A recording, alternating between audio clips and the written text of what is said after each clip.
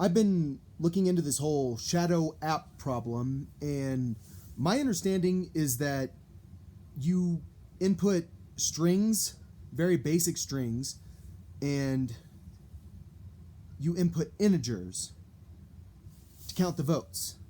And so you didn't have a bug with any doubles or anything.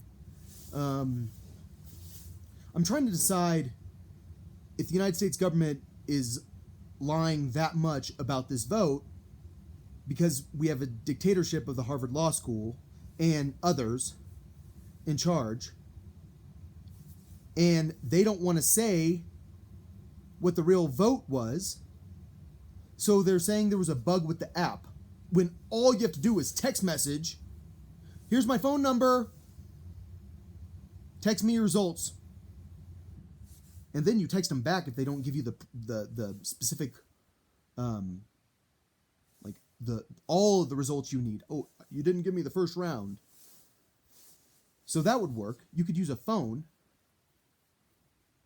I'm just trying to figure out how it's that hard for the government to do basic things, and why you want to put someone on hold, because you know exactly why you're putting them on hold. It's because you're trying to not tell them something, but then you put them on hold so that you can delay telling them something, because you have this big problem with me running for president when I'm the only person that knows what a blockchain is.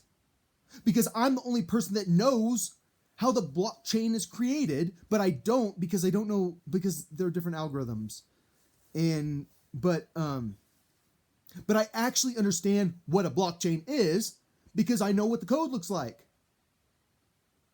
And so you guys are trying to make regulations over things that you don't even understand.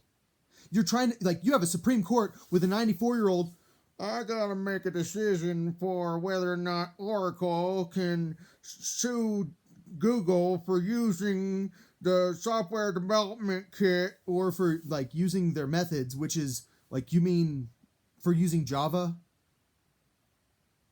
That's the thing about someone that doesn't understand that this Supreme Court case is about whether or not Google and everyone else can use Java. But everything's in Java. Whose code is in Java?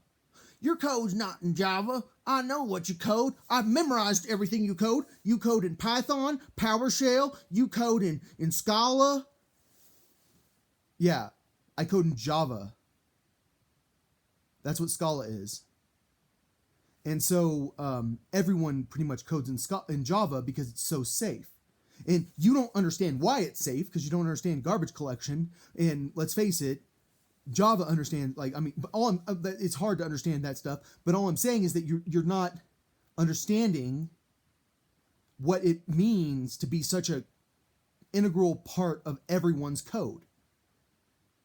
And when you're making legal decisions based on no idea what you're talking about, who's the best speaker for you, who's appealing to my sense of the Constitutionism, my view of the Constitution, which means it's whatever I want it to be.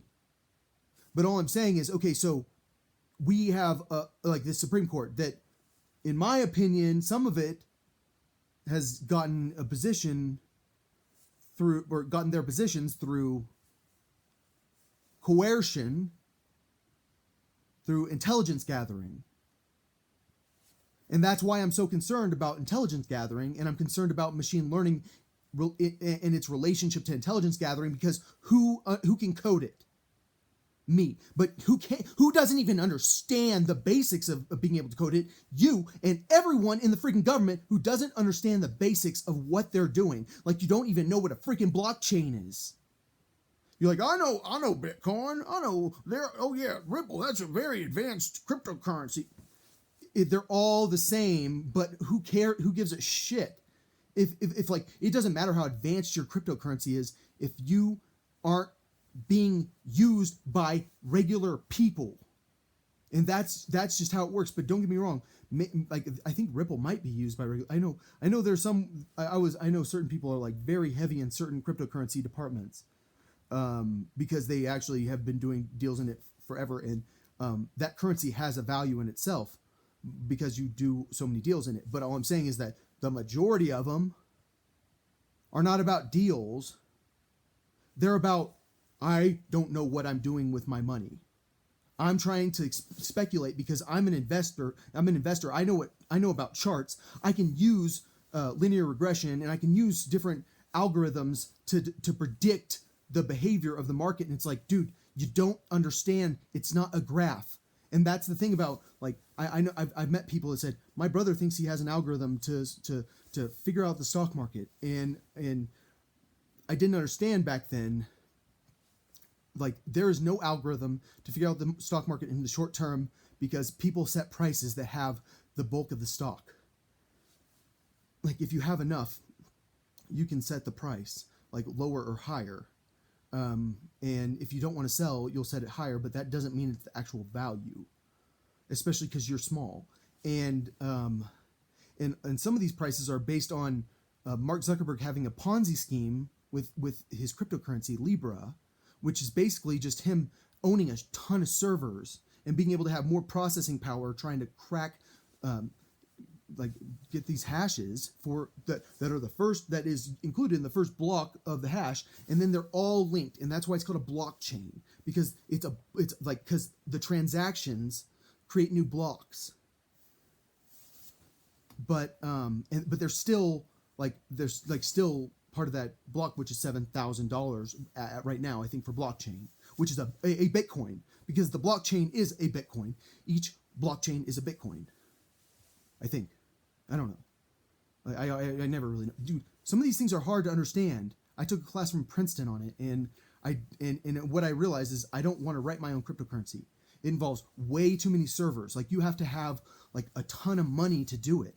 And that's the thing about the amount of effort that I'm pretty sure Facebook put into Libra. And it's like, I really don't think you guys understood what you were trying to do. They were trying to copy me because I threatened the government. I said, I'll come out with my own cryptocurrency and I'll go off the dollar if you guys keep coming at me like this, because I back the dollar with my current, because I have so many freaking currencies. And the big thing, like, in the cryptocurrency game is if you set the prices, how much reserve cash do you have in everybody else's currencies? Because you can really get this it's hard to explain how powerful you can become when you're in that business. So I mean, I guess it's true that we have backing for it, and the backing is in drug money, because we're on so many different continents.